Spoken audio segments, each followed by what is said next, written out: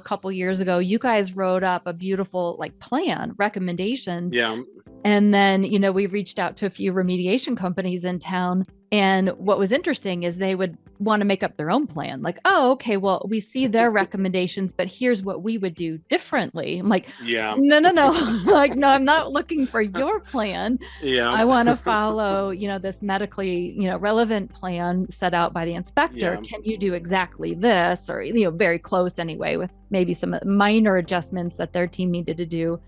But it was amazing how often they wanted to come and say, oh, well, we'll take this part out and we'll use this solution to clean, to wipe down with. Yeah. Yeah. Or we're going to fog before this step. I'm like, no, we're not, and so they wanted to modify it. And so I like that you talk about being a part of the project, the sequencing and kind of the hand holding throughout the whole thing and making sure that the clients from start to finish, really do get the right thing, that you guys can be a part of the project the whole way through. Absolutely. Absolutely. Yeah. And we offer as much support as we can. As I'm sure you know, though, that there's a certain point where, we'll actually also recommend somebody like yourself to get involved. Again, these people are in high stress situations that they're not always thinking clearly, and to put all these things together, is really difficult. So we give as much as we can on the stuff we know. And then in certain cases, we'll send them to you as well to help with the coaching and things like that. So and I love doing that part. It's a community effort. Once you're kind of in this community, it takes all of us working in tandem, the doctors, the remediators, the coaches,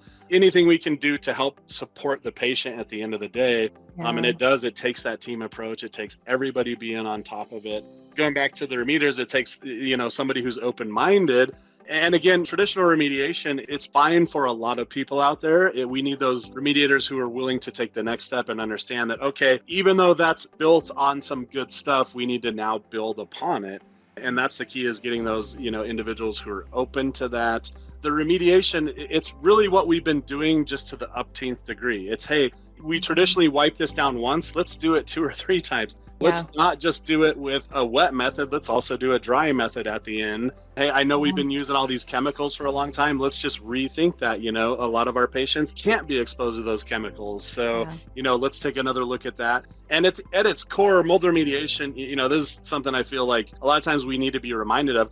Mold remediation is not coming in and killing a bunch of mold. It's removing it. That's the key. Let's remove those contaminants instead of just trying to destroy them or put this harsh chemical on them and this one will break down the cell walls and this one will turn it into air. And let's just focus on the start of it, which is let's get as much of that contamination out of this space as we can. That's the best thing we can do to help ourselves and our patients along the way. 1-800-619-MOLD